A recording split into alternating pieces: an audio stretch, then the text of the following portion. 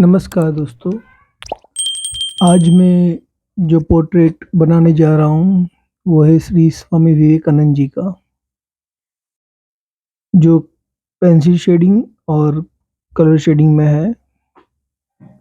श्री स्वामी विवेकानंद जी वेदांत के विख्यात और प्रभावशाली आध्यात्मिक गुरु थे। उनका वास्तविक नाम नरेंद्र नाथ दत्ता। उन्होंने अमेरिका स्थित शिकागो में सन 1893 में आयोजित विश्व धर्म महासभा में भारत की ओर से सनातन धर्म का प्रतिनिधित्व किया था। भारत का वेदांत अमेरिका और यूरोप के हर एक देश में स्वामी विवेकानंद जी के वक्तृत्वता के कारण ही पहुंचा। उन्होंने रामकृष्ण मिशन की स्थापना की थी, जो आज भी अपना काम कर रहा है। वे रामकृष्ण परमहंस के सुयोग्य शिष्य थे। उन्होंने प्रमुख रूप से उनके भाषण की शुरुआत मेरे अमेरिकी भाइयों और बहनों संबोधित करके की थी। उनके संबोधन के इस प्रथम वाक्य के कारण उन्होंने सबका दिल जीत लिया था।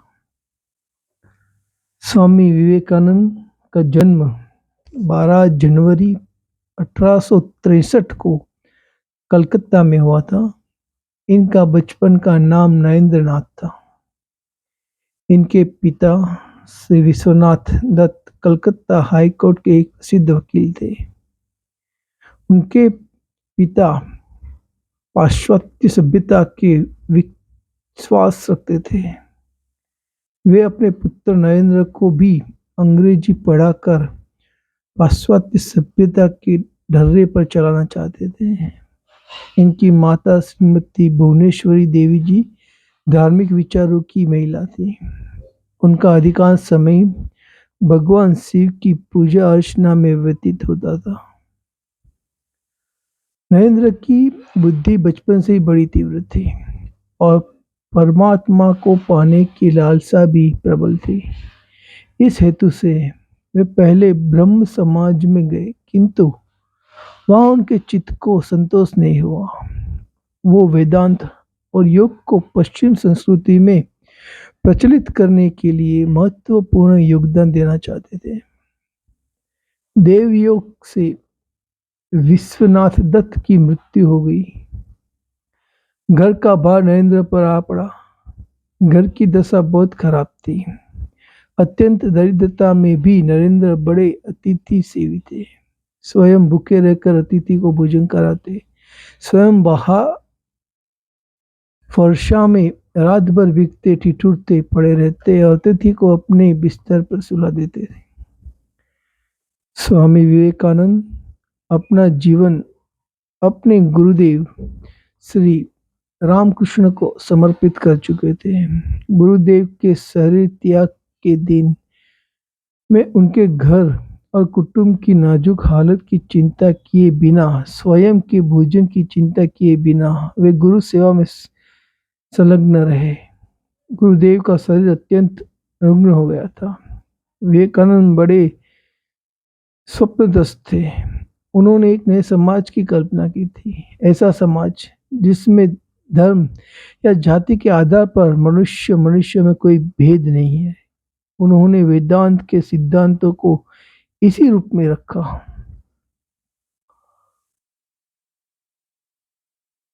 अध्यात्मवाद बनाम भौतिकवाद के विवाद में पड़े बिना भी यह कहा जा सकता है कि समता के सिद्धांत की जो आधार विवेकानंद ने दिया, उससे सबल बौद्धिक आधार शायद ही ढूंढा जा सके। विवेकानंद को युवकों से बड़ी आशाएं थी। आज के युवकों के लिए ही इस ओजस्वी सन्यासी का यह जीवन वृत्त लेखक उनके समकालीन समाज एवं ऐतिहासिक पृष्ठभूमि के संदर्भ में उपस्थित करने का प्रयत्न किया है। यह भी प्रयास रहा है कि इसमें विवेकानंद की सामाजिक दर्शन एवं उनके मानसिक रूप का पूरा प्रकाश पड़े। ये जो मैं पोर्ट्रेट बना रहा हूँ, स्वामी विवेकानंद का। उसमें मैंने पेंसिल शेड में उनका face and hand pencil shading में किया है, जो कि 6B पेंसिल्स आती है, 6B और HB। और जो कलर्स किए हैं वो है पेंसिल ऑयल कलर। मैंने अपने लास्ट वीडियो में शायद आप लोगों ने देखा होगा, तो मैंने कहा था कि पेंसिल ऑयल कलर शेडिंग में या किसी भी कलर जब इस्तेमाल करते हैं तो लाइट कलर से शुरुआत करनी पड़ती है और फिर आपको धीरे धीरे डार्क टोन लेना पड़ता है। हाईलाइट आप जब लाइट शेडिंग करें तब छोड़ सकते हैं। ये स्वामी विवेकानंद जी का एक प्रसिद्ध पोर्ट्रेट है और आप देखेंगे कि इसमें मैंने पहले जैसे हर पोर्ट्रेट में करता हूँ स्केच रेडी कर लिया था और उसके बाद ड्राइंग किया, क्योंकि स्वामी विवेकानंद का कैरेक्टर जो पकड़ना है वो मैंने आपको लास्ट वीडियो में बताया था कि आंखें नोज हम बनाते हैं, उससे कैरेक्टर उसका चेहरा पूरा आ जाता है। मैं हर एक लेजेंडरी, जो इंडियन लेजेंडरी और दुनिया के लेजेंडरी पीपल्स है, उनके पोर्ट्रेट बनाता रहता हूँ। मैं आध्यात्मिक श्री राम जी के, हनुमान जी के भी पोर्ट्रेट बनाता हूँ, जिससे आज के हमारे युवा पीढ़ी को सीखने को मिले, कुछ नया। वो आर्ट में क्रिएटिव मॉडर्न आर्ट करना, मैं मॉडर्न आर्ट के खिलाफ नहीं हूँ, अच्छी बात है, बट रियल आर्ट जो है, जब तक फिगरेटिव आर्ट ना हो तो वो रियल आर्ट नहीं है। जब तक आर्ट में फिगर ना हो तब तक वो आर्ट नहीं होता। वो सिर्फ एक एक एक फ्री हैंड आप स्केच बोल लीजिए उसको, या फिर एक नॉर्मल अब फूल पत्ती बनाओ, पेड़ पौधे बनाओ, एब्स्ट्रैक्ट बनाओ। एब्स्ट्रैक्ट में कोई मीनिंग नहीं होता, बट वो मीनिंग निकाल लेते हैं कुछ ना कुछ। तो एब्स्ट्रैक्ट अच्छा है, बट वो एक लर्निंग के लिए अच्छा है। एब्स्ट्रैक्ट सीखने के लिए, कलर थियरी, शेडिंग, ग्राफिटी, सब सीखने के लिए एब्स्ट्रैक्ट क्रिएटिविटी अच्छा है। तो रियल आर्ट में जब तक पोर्ट्रेट ना हो, फिगर ना हो, तो वो आर्ट अधूरा है।